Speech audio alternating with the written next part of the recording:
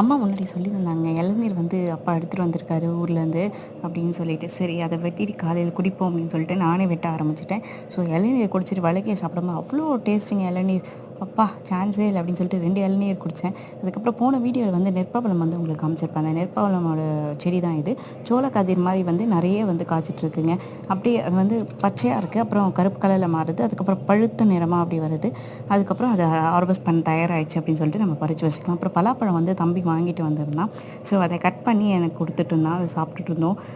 அது வந்து ரொம்ப க்ளீனிங் ப்ராசஸ் ரொம்ப ரொம்ப ஹையாக இருக்குங்க. கட் பண்ணிவிட்டு அந்த சொலலாம் எடுத்துட்டு பிரிச்சிட்ருந்தோம். கொட்டை நீங்கள் என்ன பண்ணுவீங்க பலாக்கொட்டைகளை? நாங்கள் வந்து பொரியல் பண்ணுவோம், சுட்டு சாப்பிடுவோம், சாம்பாரில் போடுவோம். இந்த மாதிரி ஐட்டம்ஸ் வந்து நாங்கள் பண்ணுவோம். நீங்கள் என்னெல்லாம் பண்ணுவீங்கன்றத எங்களுக்கு சொல்லுங்கள். ஏன்னா நிறைய பலாக்கொட்டை இருக்குது, நிறைய பலாப்பழம் இருக்குது. என்ன ரெசிபி பண்ணலாம் அப்படின்றத எனக்கு மறக்காமல் கமெண்ட் பண்ணுங்கள். அதுக்கப்புறம் ஒரு பெரிய தூக்கு நிறைய நான் வந்து கொண்டு வந்தேங்க சென்னைக்கு.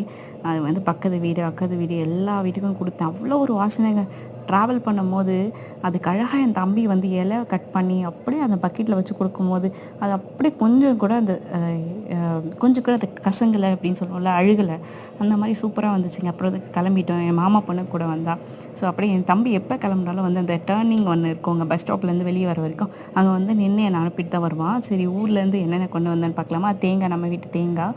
அதுக்கப்புறம் அம்மா வந்து அந்த பலாப்பழம் தம்பி பேக் பண்ணி கொடுத்தாலும் அம்மா வந்து ஊறுகாய் வந்து கொடுத்து அனுப்பிச்சிருந்தாங்க, எலுமிச்சை ஊறுகாய். அதுக்கப்புறம் வாழை இலை எடுத்து போய் கொஞ்ச நாள் சாப்பிடுங்க, சூடாக சாப்பிட்றது நல்லாயிருக்கும் அப்படின்னு சொல்லிட்டு வாழை இலை கொஞ்சம் கொடுத்து அனுப்பிச்சாங்க. அண்ட் எலுமிச்சை ஊறுகாய் பாருங்கள் எவ்வளோ நாக்கு டெம்ட் ஆகுது. அதை தாளித்தோம் அப்படின்னா சூப்பராக இருக்கும். அப்புறம் மல்லிகைப்பூ கொடுத்து அனுப்பிச்சாங்க. அதுக்கப்புறம் ஒரே ஒரு செம்பருத்தி இலை செடி வந்து நான் வாங்கிட்டு வந்தேன். ஏன்னா ரோஸ் செடி மேலே வச்சுருந்தேன், அது வந்து பட்டு போச்சு. ஸோ அதனால் வந்து நான் வந்து ரோஸ் செடி வந்து செம்பருத்தி செடி வந்து வாங்கிட்டு வந்திருந்தேன். அழகாக எல்லாத்தையும் அன்பேக் பண்ணி நைட்டே எடுத்து வச்சுட்டேங்க. நைட்டு வந்து சிம்பிளாக ஜீரா ரைஸ் பண்ணி சாப்பிட்டோங்க. பாய் பாய்.